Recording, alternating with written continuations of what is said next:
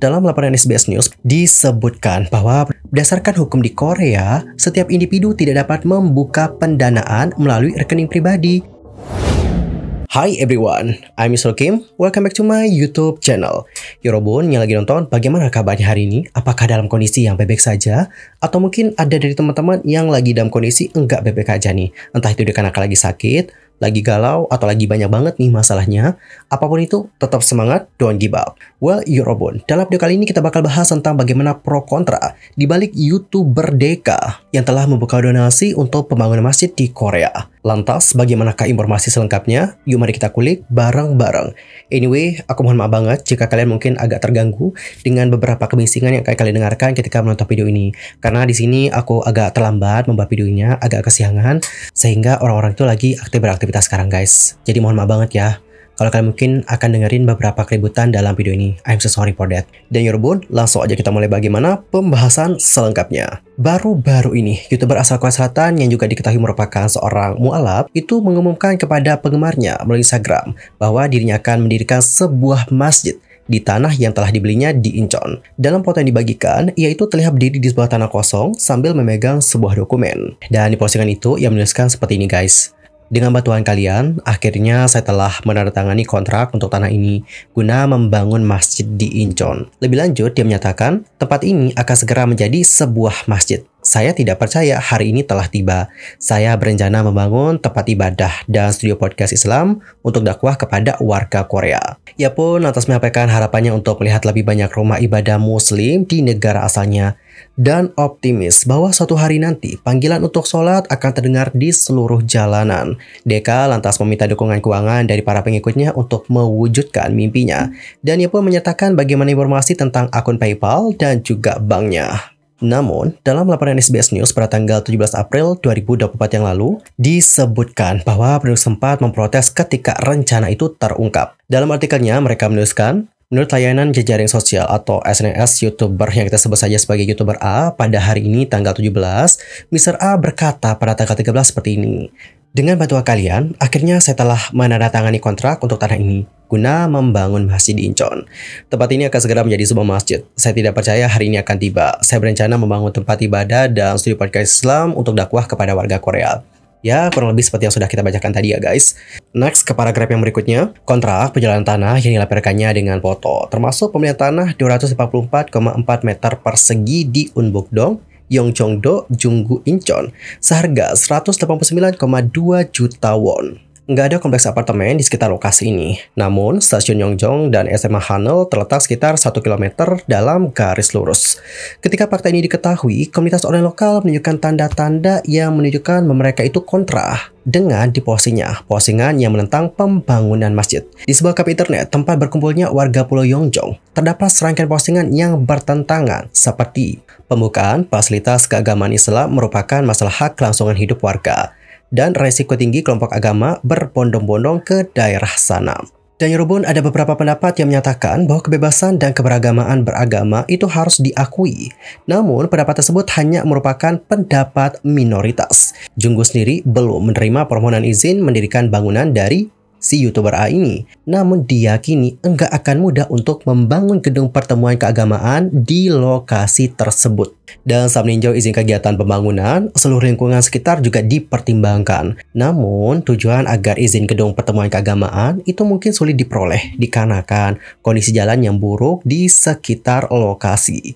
Tanah yang dikontrak jual beli oleh YouTuber A ini merupakan kawasan hijau alami dengan perbandingan bangunan terhadap tanah sebesar 20% dan perbandingan luas lantai sampai dengan 80%. Sehingga meskipun izin diberikan, diharapkan akan tetap ada sebuah bangunan kecil seluas 65 hingga 100 meter persegi. Seorang pejabat dari Junggu mengatakan, tampaknya Tuan A atau YouTuber A baru menandatangani kontrak penjualan tanah dan belum mendapatkan kepemilikan. Jika dia mengajukan izin mendirikan bangunan, itu akan menjadi tempat pertemuan keagamaan sebagai lingkungan tempat tinggal, fasilitas. Tetapi mengingat semua kondisi sekitar, izin tersebut saat ini tidak tersedia. Saya pikir itu akan sulit. Oke teman-teman, jadi seperti itulah bagaimana laporan dari SBS yang mana mereka di sini menyoroti tentang bagaimana izin untuk pembangunan tersebut mungkin akan sulit untuk dilakukan. Sementara itu, beberapa influencer dan juga netizen lain telah menghimbau kepada yang lainnya untuk tidak memberikan donasi. Salah satunya adalah Pak Rahli. Melalui postingan di Instagram, ia menuliskan, "Warning, crowdfunding through a personal account for masjid construction in South Korea by a controversial individual. Here are the reasons why you need to be extra careful."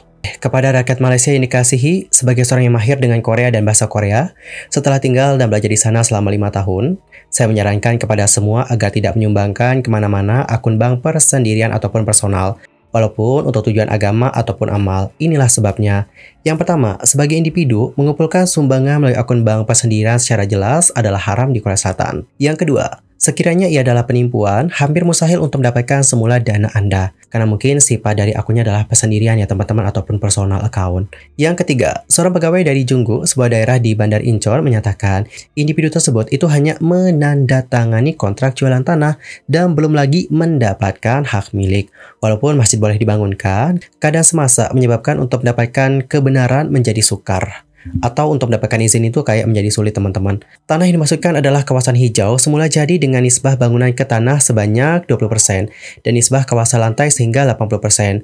Walaupun kebenaran diberikan ataupun izin diberikan, bangunan yang bakal dihasilkan di jangka sangat kecil, berkisar dari 65 hingga 100 meter persegi. Paling terbaru, individu tersebut memberitahu seorang wartawan JTBC dengan mengatakan, "Saya merancang untuk membina bangunan yang boleh digunakan untuk tujuan membuat konten, mungkin dengan membina ruang sholat atau seumpamanya di dalamnya.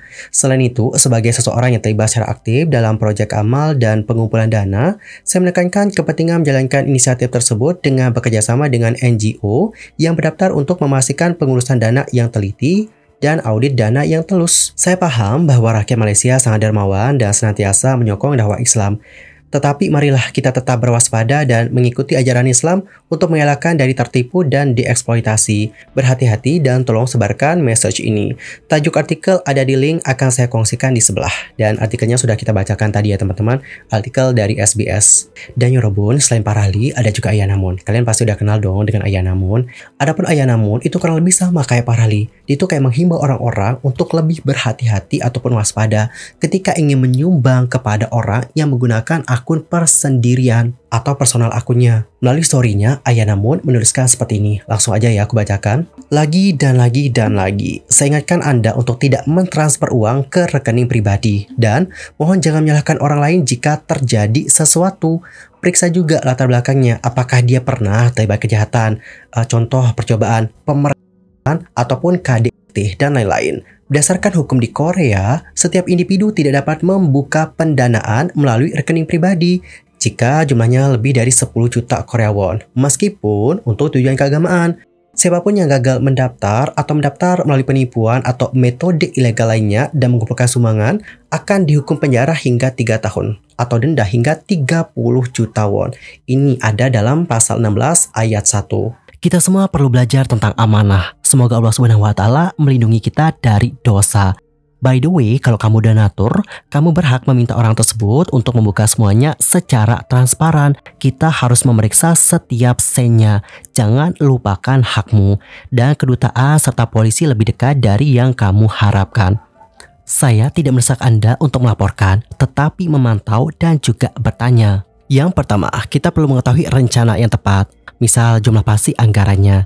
Jika ada yang serius ingin membangun, pasti sudah bertanya kepada kontraktor mengenai estimasi pembangunan masjid. Yang kedua, berapa banyak yang telah dia kumpulkan sejauh ini? Kenapa perlu budget unlimited? Para donatur harus mengetahui perkiraan jumlah pembangunan masjid. Membangun masjid bukan sebuah investasi. Yang ketiga, perlu diketahui juga bagaimana orang tersebut dapat mengelola sisa uangnya setelah pembangunan masjid. Yang keempat, mengapa orang tersebut membuka akun private, padahal banyak unsur ilegal atau tidak nyaman. Dan yang kelima, saya merekomendasikan orang tersebut untuk dimonitor oleh Federasi Muslim Korea atau KMF dan Imam Besar Masjid Pusat Seoul untuk umat kita dan untuk menjaga amanah. Sebagai seorang muslim, saya selalu berharap kita memiliki lebih banyak musola dan juga masjid. Namun selalu ada proses terutama di negara non-muslim. Seperti yang diketahui teman dekat saya telah melakukan beberapa pekerjaan untuk mendapatkan sertifikat halal dan lain-lain dengan pemerintah. Karena semua pekerjaan penting dan rahasia tidak pernah ada di media sosial. Namun isu terkini ini membuatku kaget dan cukup banyak orang mulai bertanya kepada saya apakah mungkin mendapatkan dana melalui rekening pribadi dikarenakan dapat merusak reputasi umat Islam secara umum di masyarakat Korea. Ini tentang amanah. Saya dengan tulus berdoa untuk umat kita, namun hati-hati. Dan siapapun tidak perlu membujuk atau mencoba membuktikan sesuatu kepada saya. Tapi pendorong yang tulus lainnya, saya bukan Tuhan dan saya tidak bisa menghakimi orang lain. Namun, orang yang melakukan donasi mempunyai hak untuk mengetahui hal tersebut. Berapa luas tanahnya, berapa banyak yang digarap, berapa banyak yang akan digunakan, dan bagaimana dengan sisa uangnya? Apakah Anda akan mengirim uang itu kembali? Jangan membaginya kepada saya tetapi kepada donatur Anda. Every single cent. Setiap donasi bisa memiliki tujuan yang dituju. Itu tidak bisa terbatas. Kami juga harus memikirkan bagaimana kami dapat menangani sisa uangnya. Semoga semuanya bebek saja dan juga lancar. Amin. Kesimpulannya adalah baik Ayah Namun ataupun Pak Rali itu menyambut baik tentang bagaimana pembangunan masjid di Korea. Namun nih teman-teman, dalam masalah donasi ini terutama menggunakan rekening pribadi, dia itu seperti menghimbau banyak orang untuk lebih berhati-hati supaya tidak ada kemungkinan terburuk yang akan terjadi. Salah satunya adalah nauzubillah yaitu penipuan. Makanya dia pun menghimbau orang-orang untuk lebih berhati-hati dan juga lebih nanya lagi nih sama orang yang tempat kita donasi. Ini gimana pembangunannya? Luas tanahnya berapa? Nanti dibangun kayak gimana? Terus sisa uangnya dikemanain? Begitu guys. Dan Yorobun, Baik Parah dan juga Ayah Namun menjelaskan kepada kita bahwa pembukaan donasi melalui rekening pribadi merupakan sesuatu yang ilegal. So, that's why kita itu mesti lebih berhati-hati dan juga waspada. Dan Yorobun, bagaimanakah pendapat kalian akan hal yang satu ini? Nanti langsung aja ya, sampaikan di kolom komentar. Anyway, cukup sekian ya guys untuk hari ini. I'm Sulky pamit, dan aku juga mohon maaf nih jika ada kesalahan. Baik itu dalam ucapan, sikap, tindakan, dan sebagainya. I'm so sorry banget. Dan atas segala keributan lainnya sampai orang karaoke, I'm so sorry juga atas itu. Aku yakin kalian gak nyaman banget, but I'm so sorry banget guys atas ketidaknyamanannya. Next time, aku akan coba untuk membuat video lebih awal lagi. Sampai jumpa di video berikutnya, dan selamat beraktivitas kawan-kawan. Goodbye.